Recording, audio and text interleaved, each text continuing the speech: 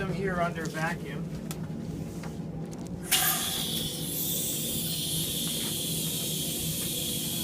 And I've got two different mixtures here. One is for an epoxy, EPON. That's the one that had the 20-odd carbon straight chain that was like honey. And so they cut it smaller to make something that was more like water. That's still an epoxy spurs, but I have that here.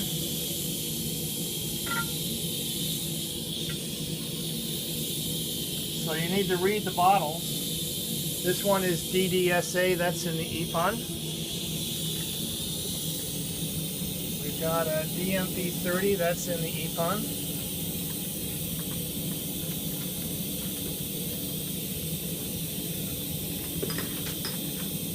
We've got a EPON 812 resin.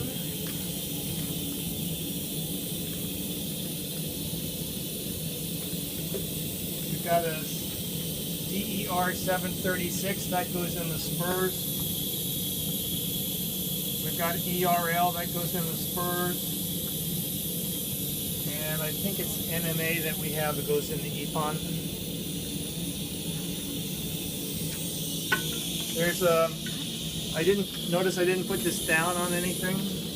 There's a rubber O-ring in here, make sure that's in place, and then just cover this up again.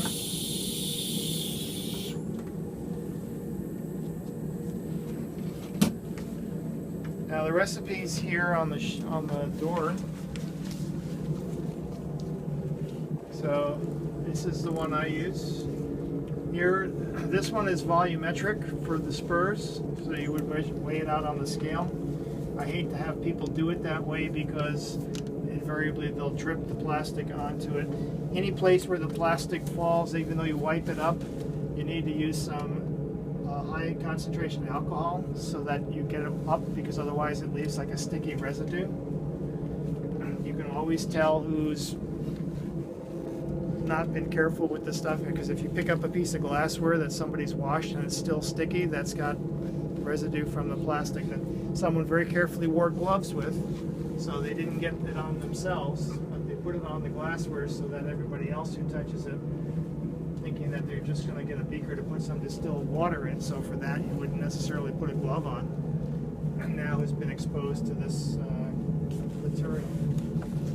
Alright, so in the drawer here we should have some beakers. So this is a 100 ml beaker.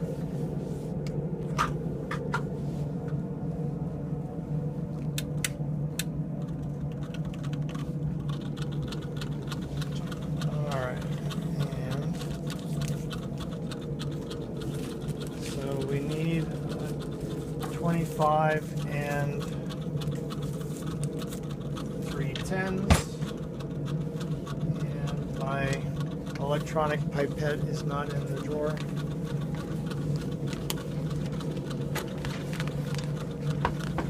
Thomas, did you see the electronic pipetter? Yeah. Thank you. Alright, so the first ingredient is EPON 812, or EPON 812. So that's, as I say, so this is from Pella. Poly Sciences sold some when they were in business, and that was called Polybed. Electron Microscopy Sciences sells a variety, it's called EM-Bed, or M-Bed. Now these lids have a plastic liner inside. So that plastic liner, over time, some of these resins will get sticky, and the lids will no longer stay inside, so when you take the black cap off, the plastic part sticks in there. If you're clever and careful, you can kind of jig it a little bit and get it to come out so that it's here. Sometimes the lids get really tight, so people think they can take pliers to it, in which case they crack the lids. Don't take a pliers to it. Alright, so we need 16 mLs of this, so we'll use the 25 ml pipette.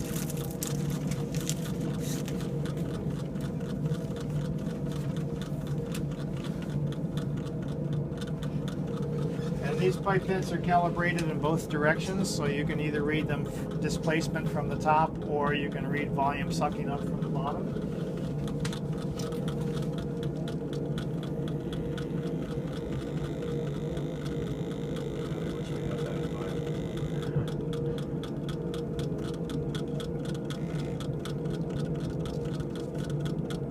And with this automatic pipetter, the tighter you squeeze it, the faster it comes out.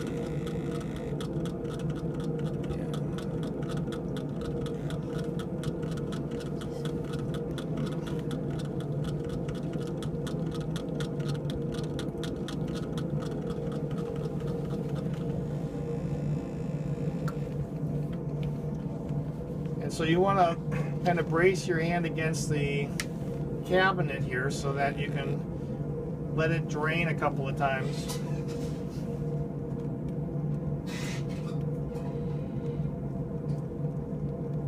Now, people will argue that your mix is always a little different from time to time because some days you may be more patient about letting it drain than others. I haven't noticed much variation in mine. Then I slide it back into the pipette holder and put it aside to go in the hazmat waste. So this is one done. So now I need the DDSA.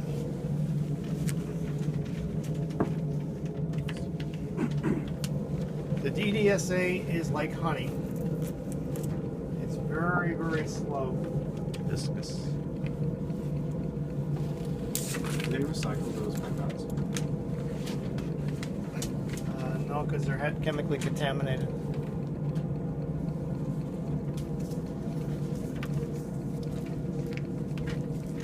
So they're probably recyclable except for that. Alright, so now this one is 10 mLs on the button.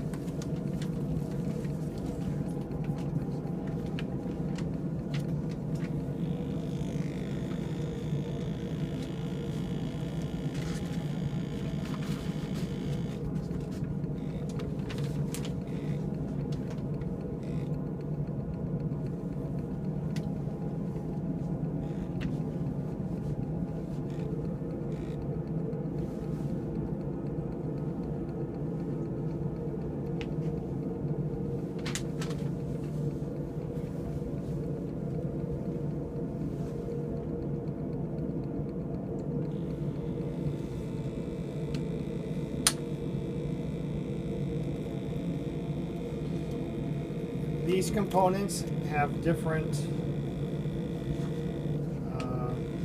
densities. So you want to spin them fast enough to mix, but not so fast that you're generating lots of bubbles in them.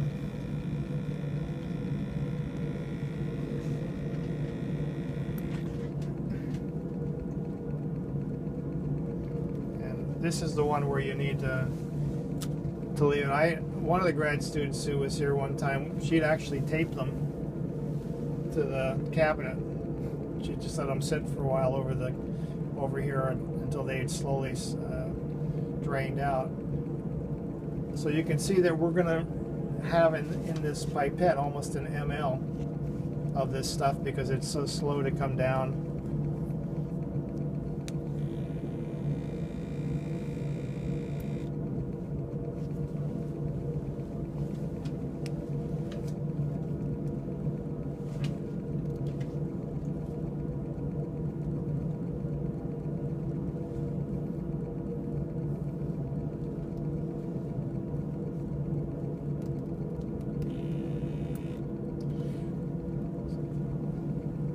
So normally when you're an independent researcher here, you would be responsible for making up your own plastic.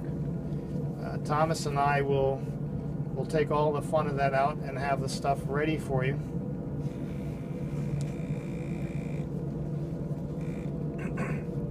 The stuff is stored in my non-frost free freezer, so we keep it frozen. Some labs will store their stuff at -80 for 6 months. I don't like to leave it that long. I don't have any basis for it, and I don't have a -80 freezer nearby either. So I store it in a freezer that doesn't have a defroster on it, so it always stays constant temperature at -20 more or less. And I take it out, and because it's cold, I let it warm up for at least 20 minutes. When I'm in that hot bait situation, I'll oftentimes wrap it in some paper towel or stick it inside a glove and stick it under my armpit to try to warm it up faster, or stick it in my back pocket and try to remember not to sit down to warm it up. Because if you open these up while they're still cold, what happens?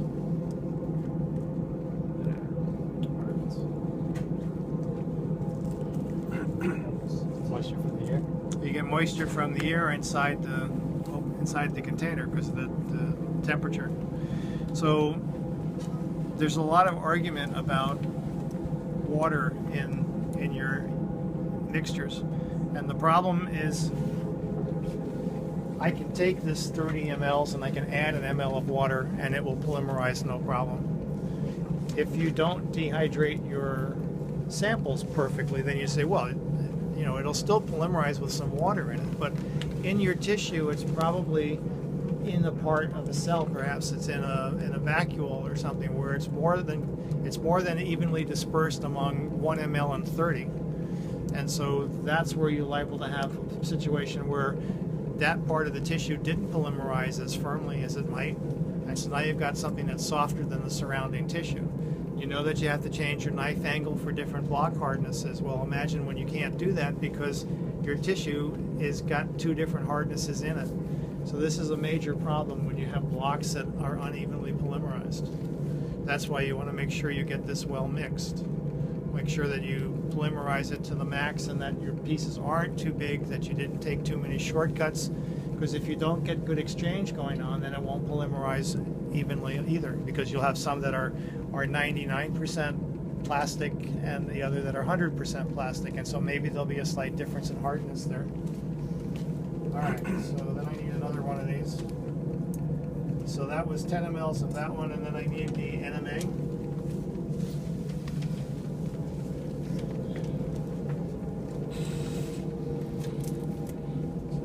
So this batch that I'm making up now, I'm going to disperse into 15 ml tubes, and I'm going to try and think about, we've got 20 samples, and we're going to put, say, an ml or 2 mLs in each of the vials, so that's 40 mLs.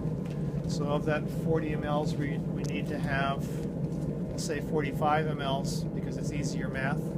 That's 3 times 15, so that would be 15 mLs of plastic and 30 mLs of acetone. Then I need to have a second batch. So 15 mLs, this is going to make 32 mLs, I think it is. So I'm going to have 2 tubes that I'm going to put in. The tubes hold 15, so I'm probably going to put 6 or 7 mLs in each, so I can then add into it, get it mixed up. If I put 6 in each one, then I can actually do the dilution in the tube. So that would be 6 plus 2. That's not enough. I'd have to think about it some more.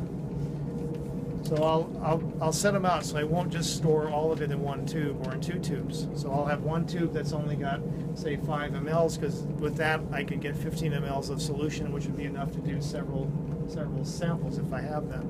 So I try to plan ahead so I don't have to keep freezing and thawing, because I don't think the freeze and thaw is good for it. But I don't have any data for that. These are wonderful experiments, but they take time, and so who wants to take the time to do that when they have samples they want to cut? And research they have to get, and grants they have to write.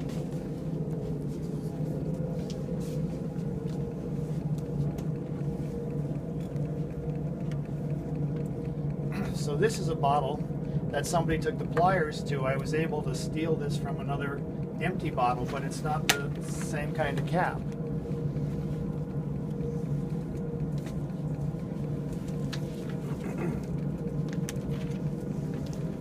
Years ago, I mentioned this to the supply house, and they sent me a bag with a couple of extra caps in it for just that reason. All right, so for this we need 8.9.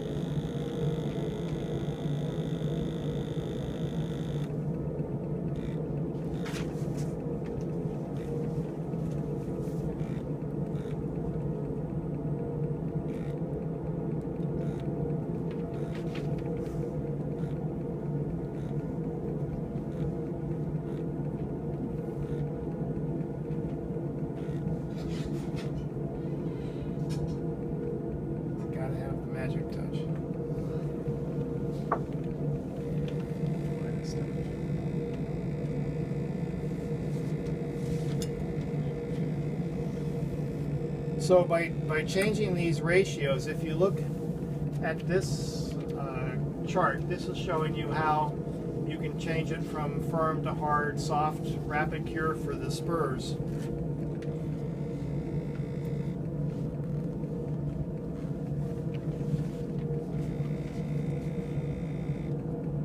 We're going to polymerize these at 60 degrees centigrade overnight.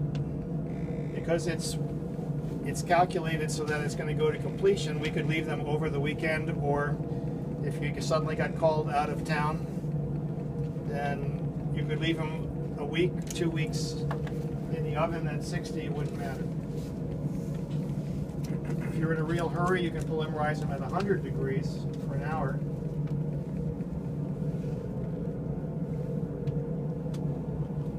All right. So altering the components will change the hardness. So depending on the types of material you work with.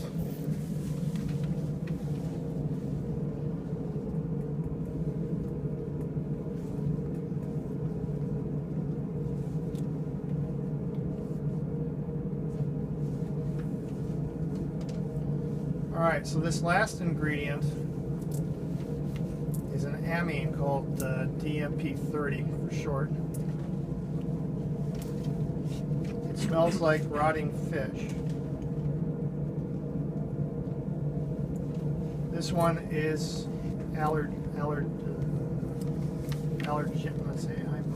yes, it's allergenic. So you can develop an allergy to it, which means you'll never go sports fishing again. Can you give me the 1 ml pipetter? So for this one, it's 500 to 700 microliters. Oops, that's not going to do it. They all look the same.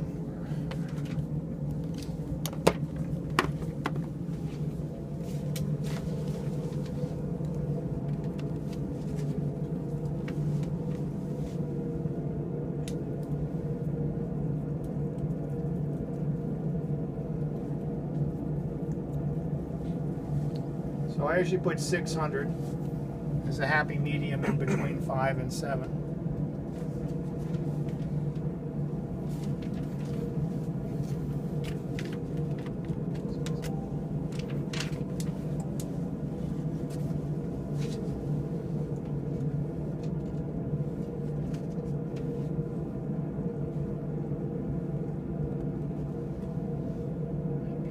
And you'll notice as I add it to the Epon mix, it's going to suddenly start changing color,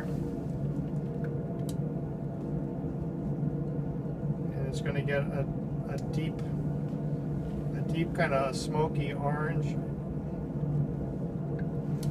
Normally the plastic looks like a more yellow than ginger ale. So this tip, because it's so aromatic, I put it in the hood in the tips container.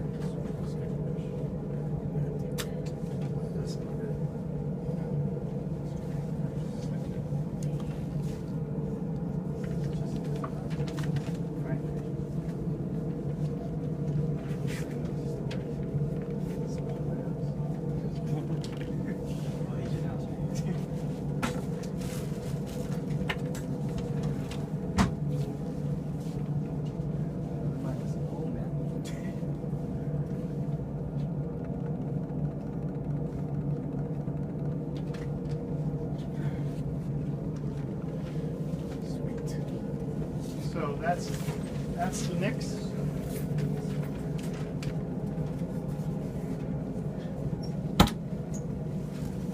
Let's see, so 15. So if we put in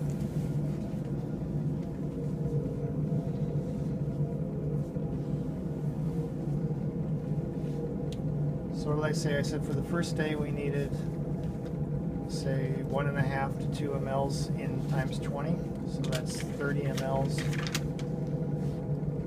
So we would need 10 mLs of plastic.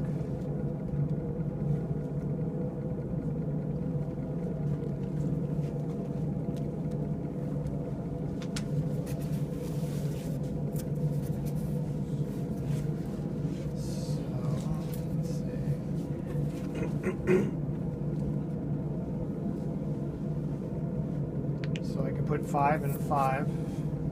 No, I keep thinking of what the dilution's going to be.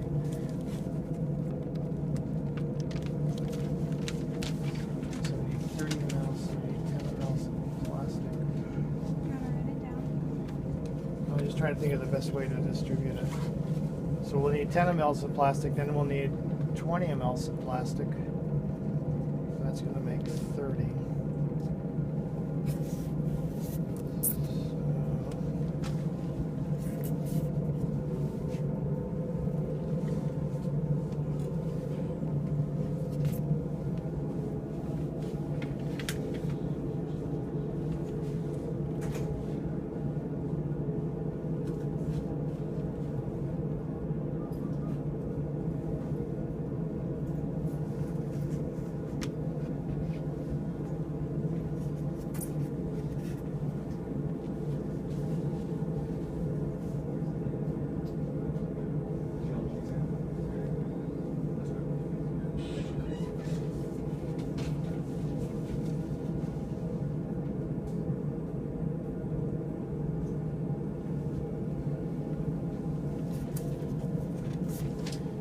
Keep the magnet from falling out.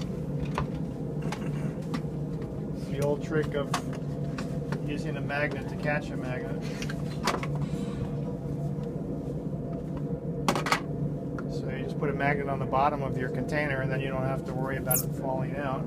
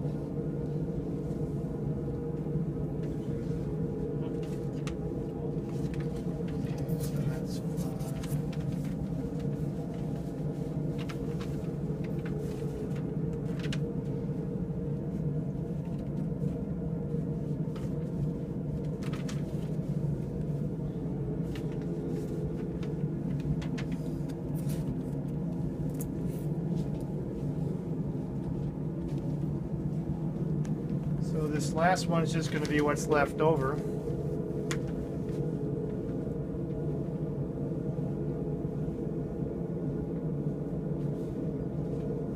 So I'll let this drain for a while.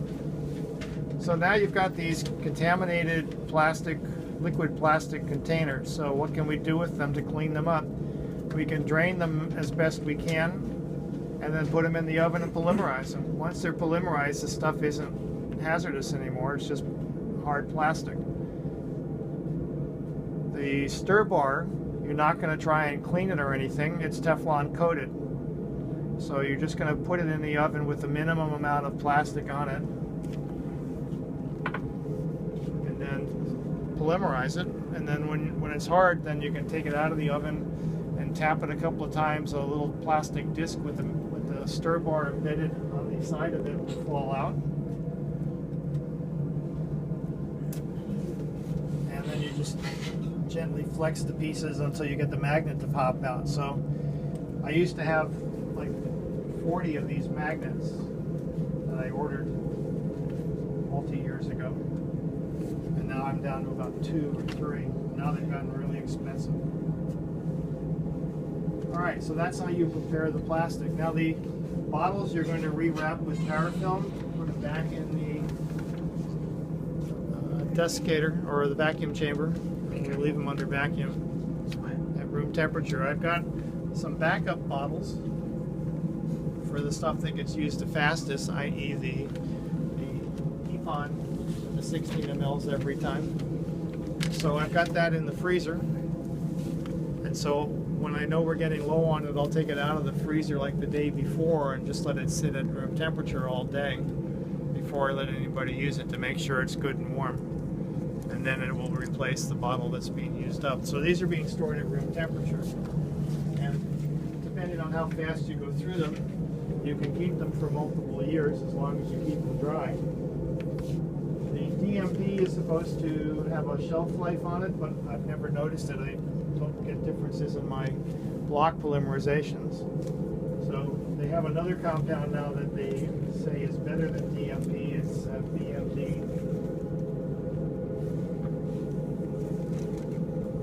I forget what the acronym for it is. It doesn't have as long a shelf life though. When you mix up your stuff, you can't keep it as long before it starts to cross-link. So if we leave these out by, today is Friday, so by Monday they're going to be really, really, really goopy, like taffy.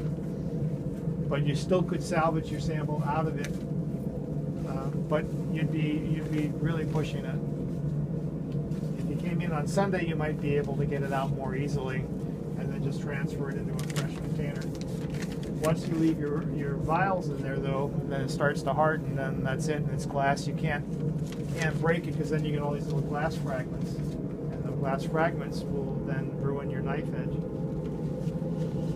So you'll label these as EPON and your initials and a date, so we know how old it is when we steal it.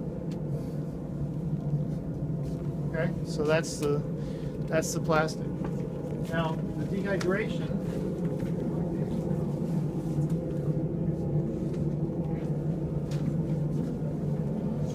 This is our 100% alcohol. It's got these molecular sieves in it, and the water gets trapped in those very small pores in it. Don't tip it, don't pour it. You need to use a pipette. Don't get the pipette tip down near the bottom, because the vortex of you sucking up the liquid can potentially suck out the liquid from inside. It's not an active process, so I don't know how tightly held the water is. So I urge people not to shake them. If you shake them, you have to let them sit for overnight to try to settle it back out. And there's some people who don't believe this works. So years ago there was a report of someone who took some tritiated water, and he put it in the beads there, or he put it some tritiated alcohol in there, and measured over time if you could see a decrease in the tritium because it's being trapped, and he noticed it wasn't very efficient. In acetone, it was supposedly more efficient in trapping it out. So I don't think he believes in it. Me, it doesn't hurt. Some people don't like to use the beads because they're afraid that it's going to get into your pellets. Well, these have been used so many times now, and I dry them out in between, that I'm assuming that most of those little fragments are gone, and because they don't shake up the bottle, I'm hoping they all settle out. And when your tissue, you don't have to worry about it, because you're going to usually trim the outside edges of the tissue anyway, so it shouldn't be getting in to harden up your sample. But again, it's all kind of anecdotal. I haven't had a problem with it. No one's reported it on the bulletin board. There's a Microscopy Society of America. They run a free bulletin board, and they have 5,000 to 7,000 scientists around the world. And so you have a question about microscopy, you can send it to them, and sometimes you'll get an answer back from people who have some experience there. Things like Macintosh is better than PC will generate thousands of comments back and forth until the webmaster has to step in and say, we've had enough on this topic, knock it off. And other times when you ask them something like this, you may or may not get an answer back. So it's just strictly a function of who's interested in it. But it's an interesting source, so you can get on that mailing list, and I have it labeled so I can pull them all out by topic, because it's labeled as coming from the microscopy list. There's also one for confocal. There's one probably for almost everything, if you're so inclined, if you can try and find it. And they're useful sources for information where you can ask a question and sometimes you'll get an answer back. And I would assume different lists have different response rates, and definitely different questions have different response rates. All right, so these now all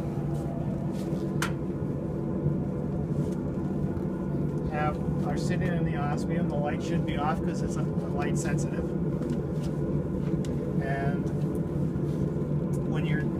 on, the osmium waste is going to go in the osmium waste bottle.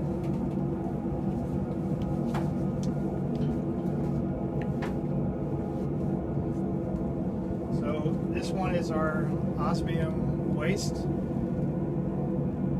So you want to take out the 1% osmium and put that solution in the waste bottle, and then you want to use one rinse and put that in the waste bottle. And so if you can give your samples at least 2 washes in water. Personally, I would leave it, since we're leaving it for a couple of days, my inclination is to leave it in buffer. But we don't have buffer, do we? We have 40 mils right here, and I can probably make another 40 mils. So I would use distilled water, because everything should be cross-linked. Everything that's going to get cross-linked should be cross-linked. So, plan your time and your enthusiasm, and do 2 or 3 rinses, and whatever your last, after you've done your last rinse, resuspend it in the buffer. And there's 2 mLs for each. Because you said 40 mLs? Yeah. Okay. Yeah. Directions say rinse with 30 milliliters of water, so we split it up into 1 milliliter. Best You can't over rinse this stuff. You can under rinse it. So it was 3 mLs, but it was 3 times 3 mLs.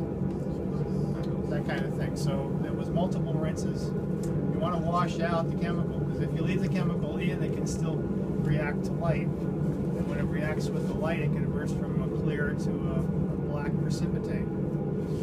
So there is something called osmium pepper, and it looks like little pepper grains everywhere. You can't get it out. And so they're not sure where it comes from. There's a suggestion that maybe it's some sort of cross reaction between the glute and the aldehyde and phosphate. But we're not using a phosphate buffer. Yes, but there's phosphate in the cells.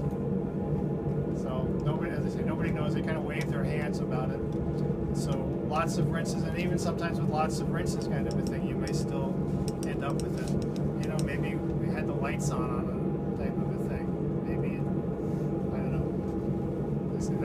There are a lot of unknowns here that I guess if you wanted to be a careful scientist, you might take the time to try and work it out, but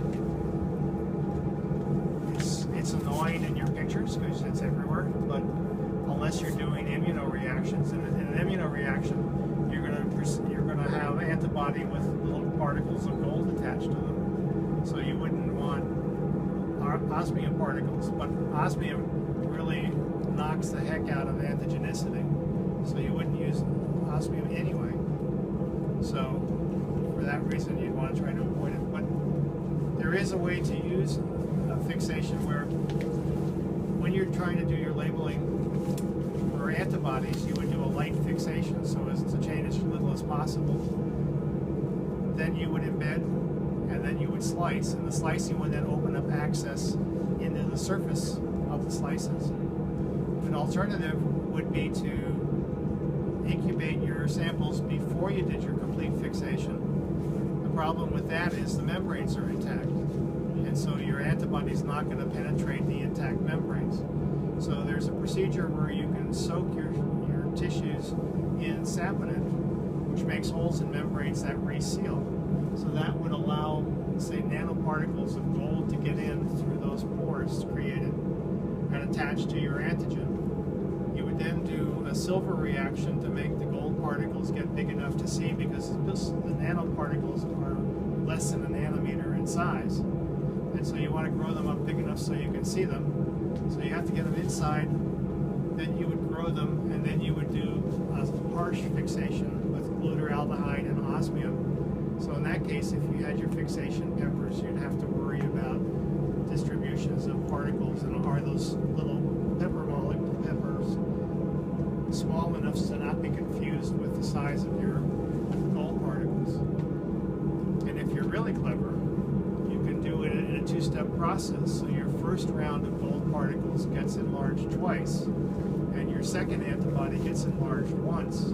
And so now you have 2 size gold particles to be able to label 2 different proteins. stains at the same time. Very clever. But now you have 2 antibodies to worry about, 2 penetrations to worry about, 2 fixations to worry about. It's intensive. Sorry? Some people are just gluttons for punishment. Okay. Are we ready to change these? Maybe about 10 minutes. It's about 4:30. Can anyone check to see if, since nobody put covers on it, like I suggested, to reduce the melting time if your samples are all swimming now? I agitated mine a little bit. They were swimming. And I agitated someone else's by accident. So what you can do if they're getting close to swimming is you can take a pipette and suck out some of the water, or take your samples out, pour off some of the water and put it back in.